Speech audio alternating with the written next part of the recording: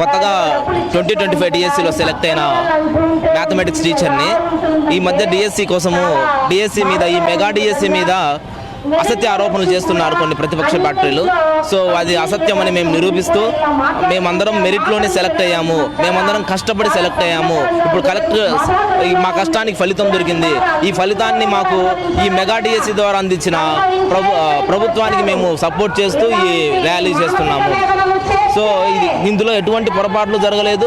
చాలామంది horizontal reservation గురించి అర్థం చేసుకోక వీటి మీద అసత్య ప్రచారాలు చేస్తున్నారు. కాబట్టి ఈ డిఎస్సి ఖచ్చితంగా మెరిట్ మీదనే మేము సెలెక్ట్ అయ్యాము.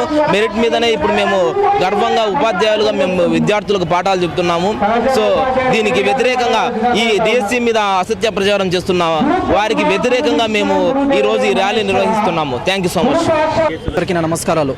మెగా డిఎస్సి 2025 అనేది ఖచ్చితంగా ట్రాన్స్పరెంట్గా జరిగిందనేటువంటి విషయాన్ని మీరు గుర్తుపెట్టుకోవాలి. అనవసరంగా లేనిపోని రాద్ధాంతాలు మీరు రోడ్ల మీదకి ఎక్కి క్రియేట్ చేయడం వల్ల ఎటువంటి మీకు ఉపయోగం లేదనేటువంటి విషయాన్ని మీరు గుర్తుపెట్టుకోవాలి. మీరు నిజంగానే మెగా డిఎస్సిలో ఆరోపణలు జరిగాయి అనేటువంటి నమ్మకం కనుక మీకుంటే న్యాయాధికారులు ఉన్నాయి. కానీ న్యాయాధికారులు కూడా అయ్యా ఉపాధ్యాయ ఉద్యోగం రాసినటువంటి వాళ్ళు వచ్చి కేసు పెట్టాలే కానీ వాళ్ళ వెనక మీరు వచ్చి కేసు పెట్టడం అనేది కరెక్ట్ కాదు అనేటువంటి విషయాన్ని మీకు నిన్న కాదు మొన్నే గౌరవ హైకోర్టు న్యాయమూర్తులు గారు మీకు తెలియజేయడం జరిగింది. అయినప్పటికీ మాకు ఎవరు చెప్పేది వద్దు, మా దారి అడ్డదారి, మేము కావాలని ప్రజల్లోకి వస్తాం, కావాలని ప్రజల్ని భయభ్రాంతులకు గురి చేస్తాం, కావాలని మనస్పర్ధలకు గురి చేస్తామంటే మాత్రం ఖచ్చితంగా ఇక్కడ ఊరుకునేది ఎవరు లేదు. మీరు 2019, 2024 అధికారంలో ఉన్నప్పుడు కూడా మాకు ఇదే సమస్యలే. డిఎస్సి లేదు, లేనిపోయినటువంటి సమస్యలు, ఇదిగో డిఎస్సి అదిగో డిఎస్సిని మమ్మల్ని ఇబ్బంది పెట్టారు. 2024లో డిఎస్సి గౌరవ చంద్రబాబు నాయుడు గారి ప్రభుత్వం ఫామ్ అయిన తర్వాత మెగా డిఎస్సి వచ్చిన తర్వాత కూడా మాకు మీ నుండి ఏ సమస్యలు పక్కదారికి వెళ్ళలేదు. మీరున్న సమస్యలు మాకే వస్తున్నాయి, మీరు లేకపోయినా మీ వల్ల మాకు సమస్యలు వస్తున్నాయి. కాబట్టి మీరు ఒకసారి ఆత్మసాక్షి మీరు ప్రశ్నించుకోండి. మనం 2019, 2024లో ఏ ఒక్క డిఎస్సి ద్వారా అయినా ఒక పోస్టుని ఫిల్ చేశామా? లేదు. 2024లో రాగానే గౌరవ చంద్రబాబు నాయుడు గారి ప్రభుత్వం, కూటమి ప్రభుత్వం 16,347 పోస్టులు గాను 15,941 పోస్టులు ఫిల్ చేయడం జరిగింది. అందులో మనం ఎంత భాగం 2019, 2024లో కంప్లీట్ చేశాం? అడగడం మనకు న్యాయమా, ధర్మమా అనేది ఒక్కసారి మీరు ప్రశ్నించుకోవాలా. చూడండి, ఇదే కర్నూలు నడిబొట్టు మీద నుంచి డిఎస్సి వాళ్ళ తరపున చెప్తున్నాము, మీకు ఏదైనా సందేహాలు ఉంటే ఎక్కడికైనా మీరు రండి, చర్చకి రండి, మేము చర్చకు వస్తాం, మీరు సిద్ధమా అని మిమ్మల్ని నేను నా పేరు రొడ్డా శ్రీనివాసులు సార్. నేను మ్యాథమెటిక్స్ సెలెక్ట్ అయినాను sir. Mathematics, science, SF, physics 5 jobs వచ్చినాయి సార్ నాకు. ఈ మధ్య వచ్చిన ఎలిగేషన్స్ ఏంటంటే మెయిన్గా డబ్బులు తీసుకొని పోస్ట్ ఇచ్చినారు అనే విషయం. డబ్బులు తీసుకొని పోస్ట్ ఇచ్చింటే నేను 5 జాబ్లు ఎందుకు సార్ తీసుకుంటాను? మా అన్న ఉన్నాడు, మా అన్న బీఈడి చేసినాడు, మా అక్క ఉంది, మా అక్క ఎంఎస్సీ చేసింది, మా అక్కకు ఒక పీజీటీ పోస్టు, మా అన్నకు ఎస్ఏ సోషల్ పోస్టు, నేను ఎస్ఏ మ్యాథ్స్ పోస్ట్, 3 పోస్టులు తీసుకుంటాం కదా. ఒకటే 5 పోస్టులు ఎందుకు తీసుకుంటాం? మేము జెన్యున్గా వచ్చినామనే దానికి ఇది ఒక ప్రూఫ్ సార్. ఎందుకంటే ఇప్పుడు జెన్యున్గా రాకపోతే ఒక పోస్ట్ కొనాలనుకుంటే ఒకరు మీరు చెప్తున్నారు 10 లక్షలు, ఇలా అన్ని డబ్బులు ఇచ్చే అర్హత స్తోమత మాకు లేదు.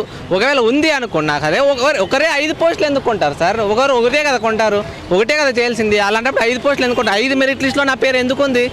5 మెరిట్ లిస్టులో ఉంది అంటే దాని అర్థం మేము అంత కష్టపడి చదివినాం.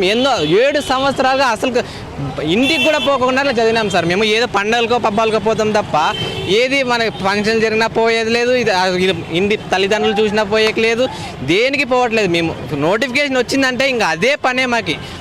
రావడము, కూర్చోవడం, చదవడం, బయట కర్రీస్ ఫుడ్ తెచ్చుకొని తినడము, మళ్ళీ కూర్చొని చదవడం, మళ్ళీ పడుకోవడము, కూర్చొని చదవడం తప్ప మాకు వేరే ఆప్షనే లేదు.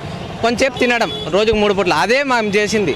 దాన్ని మీరు అలిగేషన్ అని పేరు పెట్టి కొన్ని అలిగేషన్స్ చేసి దాని మెగా డిఎస్సి, దగా డిఎస్సి అని చెప్పి మా మనోభావాలు మెబ్బతీయడం అసలు కరెక్టే కాదు సార్.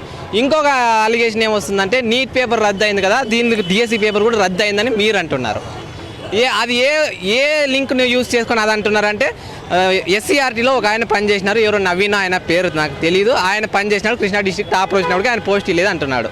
ఆయనకు స్టేట్ టాపర్ డిస్ట్రిక్ట్ టాపర్ వచ్చినందుకే మీరు ఇది డిఎస్సి పేపర్ లీక్ అయిందనే విషయాన్ని మీరు తెరపైకి తీసుకొచ్చినారు. ఒకసారి 2019 సచివాలయం నోటిఫికేషన్ తీసుకోండి.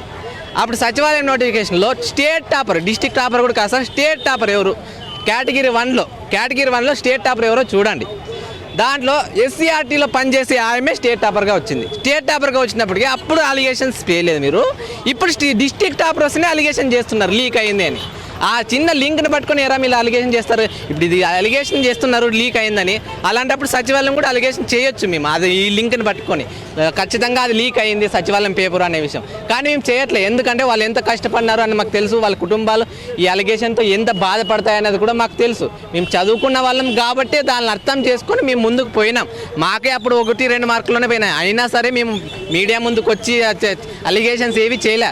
కామ్గా మేము నెక్స్ట్ ప్రిపేరే స్టార్ట్ చేసినాం, డిఎస్సీనే మా టార్గెట్ అని చెప్పి అప్పటి నుంచి కూర్చొని స్టార్ట్ చేస్తున్నాం. అయినప్పటికీ మీరు అలిగేషన్ చేయడం కరెక్ట్ కాదు, కొంచెం ఆలోచించండి సార్. ఏవైనా సరే వాళ్ళు వచ్చి చెప్తారు మీ దగ్గర, దాంట్లో ప్రాబ్లం లేదు, కానీ అది నిజమా కాదా, నిజం అయితేనే మీరు ముందుకు పోండి, కోర్టుల దాకా వెళ్ళండి. అంతేకాని నాకు ఈ అవకాశం ఇచ్చినందుకు థ్యాంక్ యూ సార్.